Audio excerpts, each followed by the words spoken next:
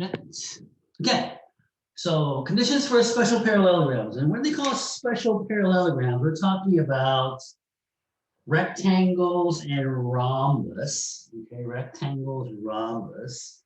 We'll talk about trapezoids and kites later on in the second half of we're going to do 6.6. Well, 6.5, we're going to talk about rhombus and rectangles. Okay. So let's go to page 430. Page 430 says there are conditions for rectangles. Okay, 6.5-1 says, if one angle of a parallelogram is a right angle, then the parallelogram is a rectangle. Okay, so if one angle here is a right angle, that means, and this is a parallelogram, okay, what that means is that they're saying that this will become a rectangle. And the way we know that is because in a parallelogram, two consecutive angles are 180 degrees, correct? So since this is 90, this guy has to be 90. Also, one of the things that we were told that in a parallelogram, the opposite angles are congruent. They're the same. So this is 90. This guy has to be 90. And again, this guy, consecutive angles here, or opposite angle here, either way, it's going to be 90. Okay, so therefore, it has to be a rectangle. So if it's a parallelogram, has one of the angles of 90 degrees, that means that all of the angles must be 90 degrees, and therefore it becomes a a rectangle. Okay? 6.5-2, if the diagonals are congruent, then it's a rectangle. Okay, a rectangle. Okay, in a rectangle, since this angle, or this length and this length is the same, this length and this length is the same, right? Since it's a parallelogram. Also, we know that this is 90 degrees, and we just found out that this is 90 degrees, correct? Which means that if this was A, and this was A, this was B, this was B, okay? From the Pythagorean theorem, I can calculate this hypotenuse to be, this guy would be the square root of A squared plus B squared, right? And the same thing over here from this triangle, right? This guy is going to be the same thing. Okay, so the diagonals, as you can see, are congruent. They're the same length. Okay, it has to be a rectangle. The reason why that works is because that only happens when this is 90 degrees. So these two must be 90 degrees. Therefore, it is a rectangle. Okay, all right. So that's briefly how you would talk that through. All right. Let's go to example number 1. A contractor built a wood frame for the side of a house so that X, Y, and WZ are congruent, and XW and YZ are congruent. So in other words, we have a situation where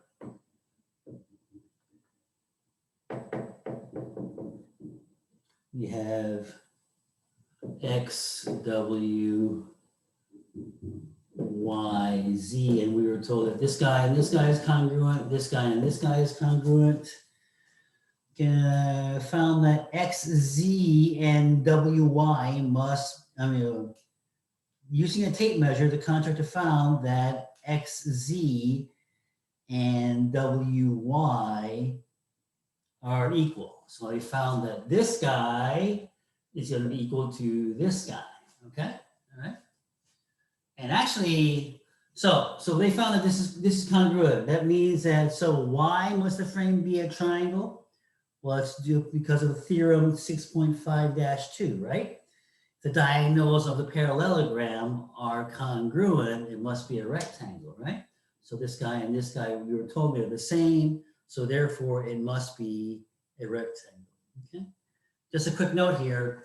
This is one of the easiest ways that actually builders or woodworkers measure to make sure that this is in fact 90 degrees. One of the easiest way to do that is go ahead and measure the diagonals to make sure they are the same.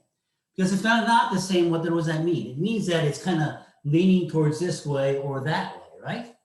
Okay. So one of the easiest way for them to measure to make sure it is 90 degrees is by measuring the diagonals. Okay. All right. Go to page 431. Page 431, we have 3 more. Now these are conditions for a rhombus. Okay, and a rhombus, if you remember correctly, is nothing more than a square that has been squished together, right? So you take a square, okay, and you're going to squish these points together. So it's going to look like this, where again, these are the same, but it's now squished. So this would be a square. This would be a rhombus. Okay? If one pair of consecutive sides of a parallelogram are congruent, so if this and this are the same, and it is a parallelogram, so if it's a parallelogram, I know that this guy and this guy are the same, this guy and this guy are the same. So if they say that one pair is congruent, okay, it means that it has to be a the parallelogram has to be a rhombus. Okay, 6.5-4, if the diagonals of a parallelogram are perpendicular, so if I took this diagonal and this diagonal, and if they meet at 90 degrees, if they are perpendicular, it's a rhombus. Okay, and the converse is true also. If one diagonal parallelogram bisects the opposite, oh no, wait a minute. Okay, that's something different. So also what happens here is that if it bisects each angle, so in other words, if this guy is the same and this guy is the same, this guy is the same, this guy is the same, and this guy and this guy are the same, this guy and this guy are the same, okay, so because it's bisecting this angle, then it is a rhombus. Okay? So flip the page, go to example number 2, and see what we can find here.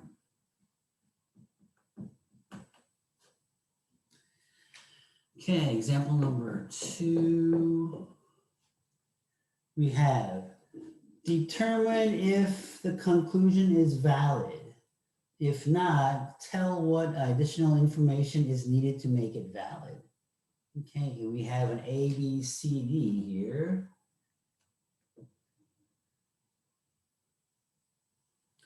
A, B, C, D.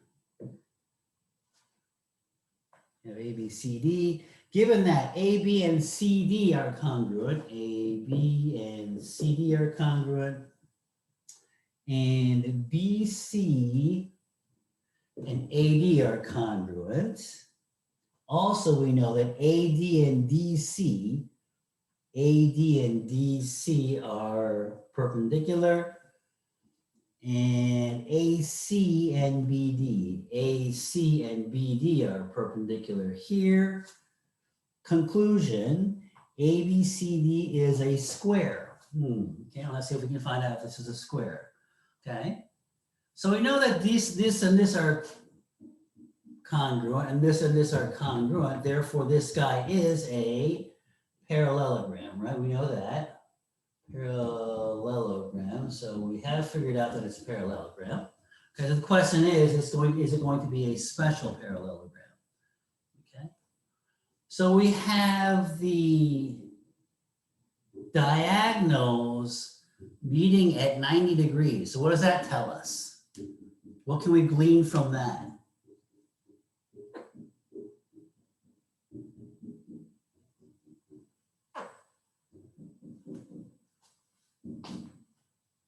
Anybody?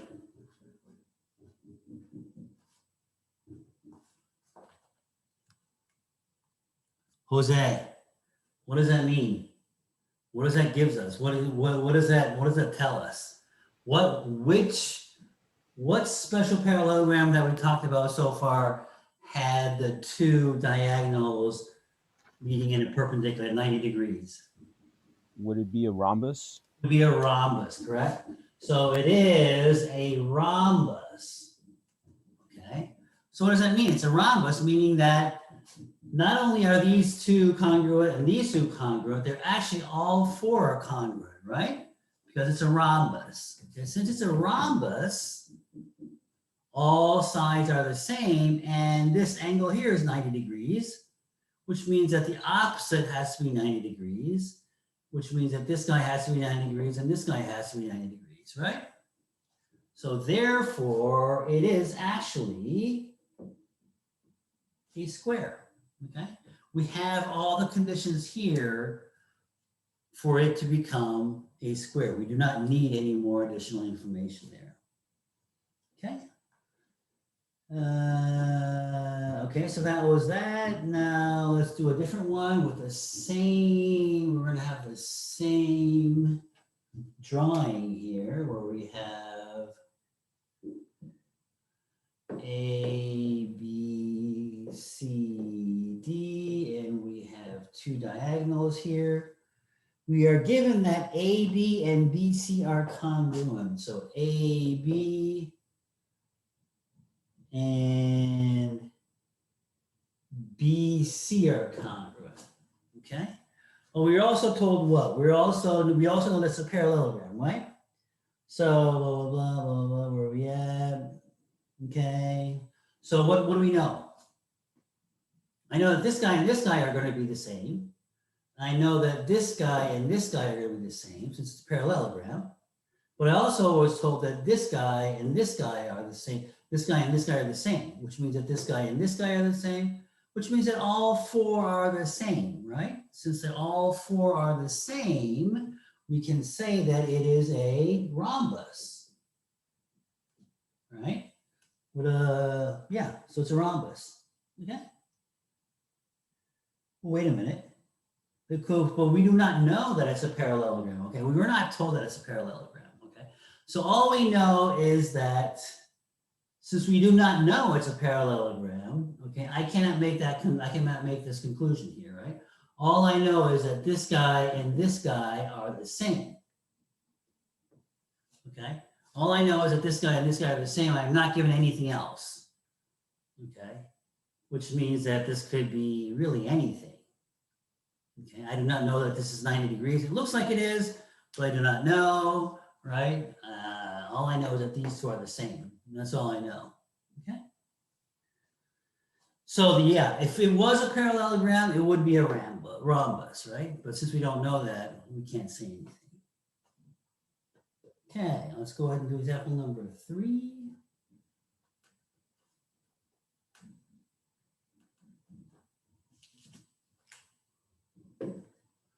Example number 3, use the diagonals to determine whether a parallelogram with the given vertices is a rectangle, rhombus, or square.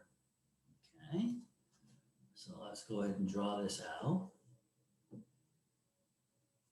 We're going to have 0, 2, and this was A. And then we're going to have D, which is 5, 2.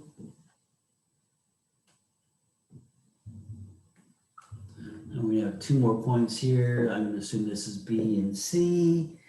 B is 3 and 6, and C is going to be 8 and 6. Okay, so use a diagonal to determine whether the parallel. So let's look at the diagonals. Since we're talking about the diagonals, let's look at AC and BD. Okay, so let's look at the lengths of these first, okay?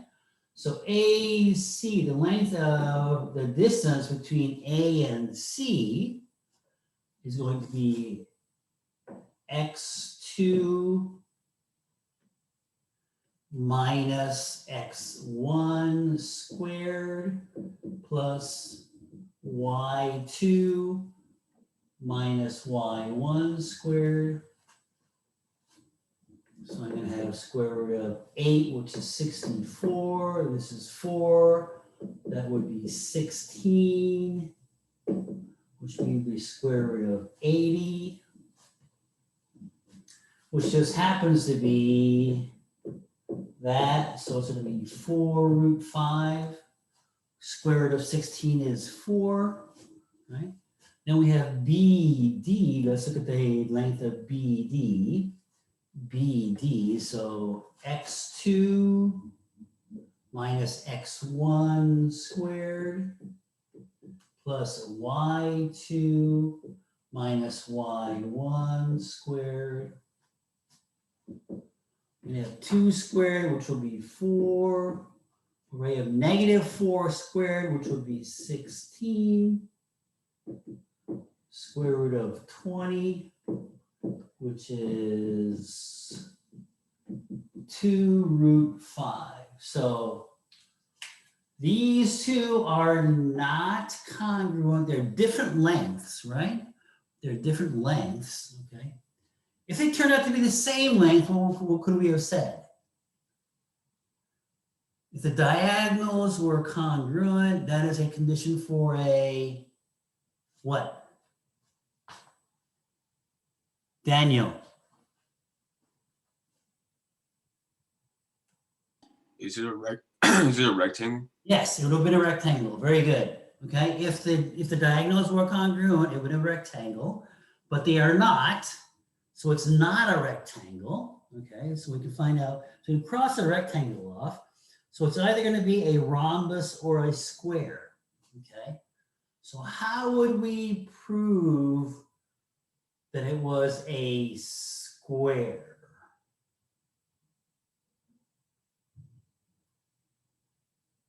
Or rhombus. So it'd be what? Okay, so let's think about it this way. For this to be a square, okay, this and this have to be the same. Okay, so we can actually cross off square also, right? Because this and this are not the same, so it's not a square either. It's not a rectangle, not a square, right? So all we have left is a rhombus, okay? So, okay. So how do we prove that it's a rhombus? There are actually 2 ways I can do this, right?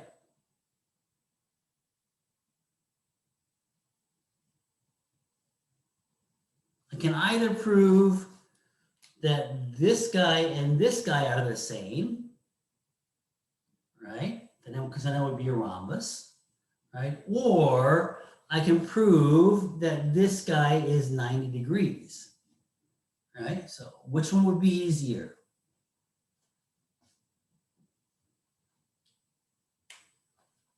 Let's go ahead and prove that by the 90 degrees, see if it's 90 degrees, okay? Let's go ahead and do it that way. So if I had so I'm going to go ahead and find the slope. I'm trying to find the slope here, right? The slope, if they're 90 degrees, what do the slopes have to do? What would be the relationships of the slopes? Max.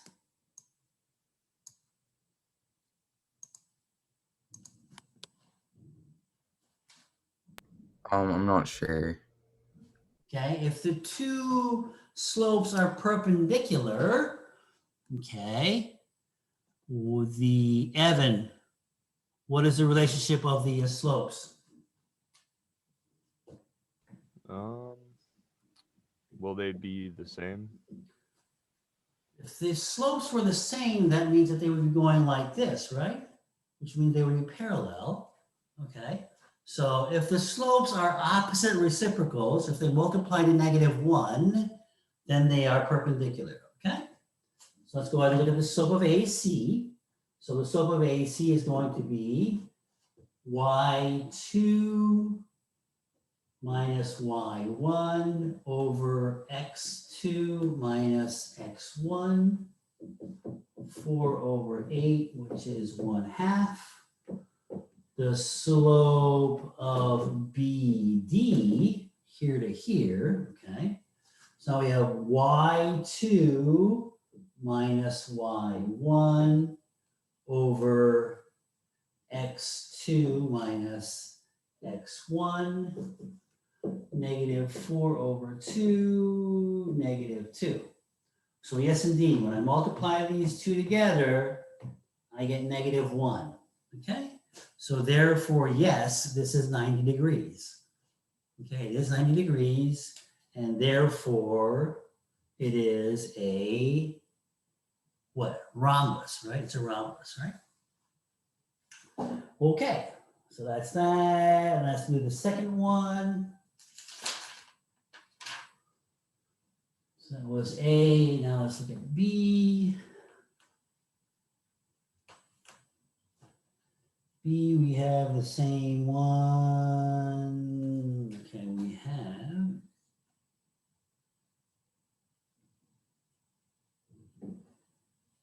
like this, and I have 3, 0, which is G. And then I have negative 3, 2, which is F. Negative 3, 2. And then I have negative 4, 1. Negative 4, negative 1. This was E. And then I have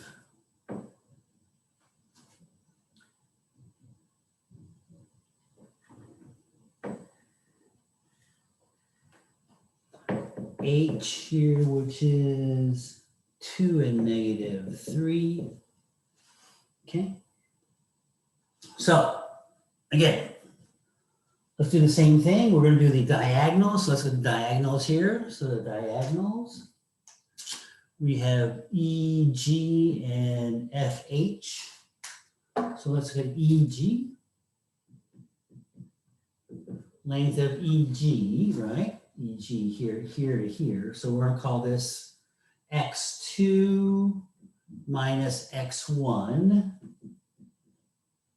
That's squared plus Y2 minus Y1 squared. So I have 3, negative, negative 4, so that becomes plus, so it's 7 squared, 49.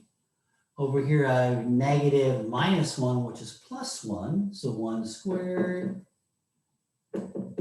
square root of 50, which is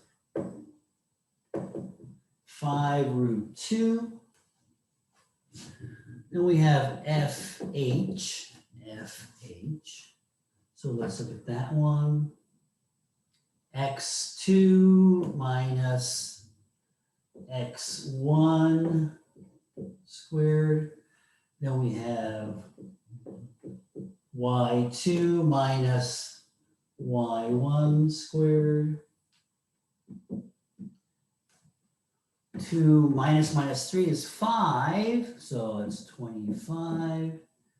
Plus negative 3 minus 2 is negative 5. Negative 5 squared is going to be plus 25. Root 50. We have the same result. Okay? So EG and FH are congruent. They're the same length.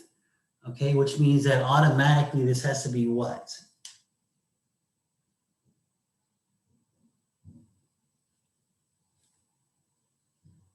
Can it be a rhombus? It can still be a rhombus, right? But what is it? It's more like, it's going to be like a rectangle or a square, right? So it'll be a rectangle or a square because these two are the same. Okay? So it's either a rectangle or a square. So let's go ahead and look at if these two meet at 90 degrees, it would be a square. If they don't, it would be a rectangle, right? So let's look at the slope.